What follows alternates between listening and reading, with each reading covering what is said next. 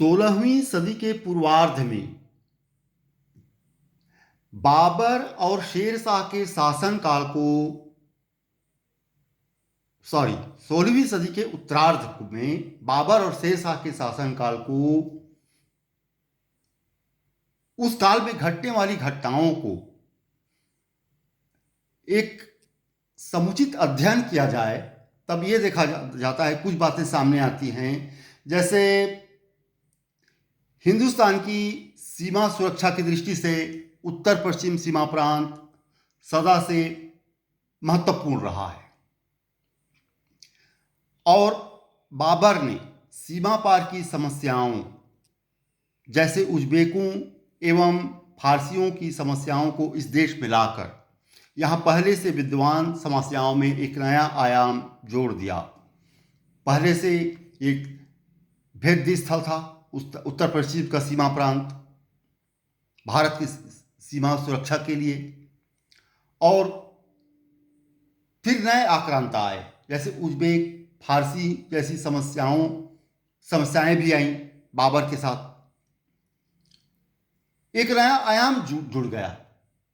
भारत और मध्य एशिया एक दूसरे की राजनीति से प्रभावित होने लगे। आपसी संबंध कायम हो गया। राजनीतिक घटनाएं एक दूसरे से प्रभावित होने लगी। भारत की और मध्य एशिया की राजनीति दोनों एक दूसरे से प्रभावित होने लगी। बाबर के बारे में यह कहा जा सकता है कि वह सांप्रदायिक रूप से एक हद तक जागरूक था। हुमायूं को उसने सीख दी थी सांप्रदायिकता के प्रति जागरूक रखने की। यह उसकी सांप्रदायिकता के प्रति जागरूकता का परिचायक है। उसने हुमायूं को सीख दी धार्मिक पूर्वाग्रह को अपने मन पर हावी न होने देने और पूजा के सभी वर्गों की धार्मिक भावनाओं एवं रीति रिवाजों को ध्यान में रखकर निष्पक्ष न्याय करने की सीख दी थी। इसे बाबर की सांप्रदायिकता के प्रति जागरूक कहा जा सकता है, क्योंकि इस देश में हिंदू बहुसंख्यक थे। इसलिए उसने हुमायूं को सांप्रदायिकता के प्रति जागरूक रहने की और सहिष्णु रहने की सीख दी थी। सहिष्णु रहकर न्याय करने की सीख दी थी।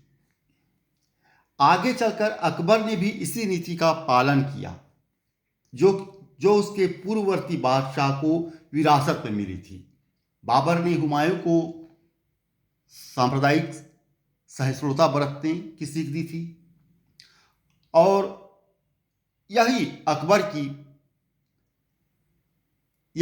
अकबर ने भी इसी नीति का अनुकरण किया। ऐसी सीख से अकबर को स्वयं अपने विचार एवं धारणाएं स्थिर करने में सहायता मिली थी।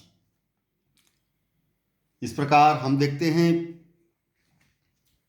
अकबर ने जो सहिष्णुता की नीति का पालन किया वह उसे विरासत में मिली थी और उसने अपने विचार, अपनी धारणाएं, यानी वह जानता था कि इस देश की बहुसंख्यक आबादी सनातन धर्मावलंबियों पर शासन करना है और सांप्रदायिक रूप से सहिष्णु रहकर ही शासन किया जा सकता है। इस सत्य को अकबर जानता था, बाबर भी जानता था। धन्यवाद। इतिहास की महत्वपूर्ण जानकारी के लिए मेरे चैनल को लाइक करें, शेयर करें, सब्सक्राइब करें। धन्यवाद।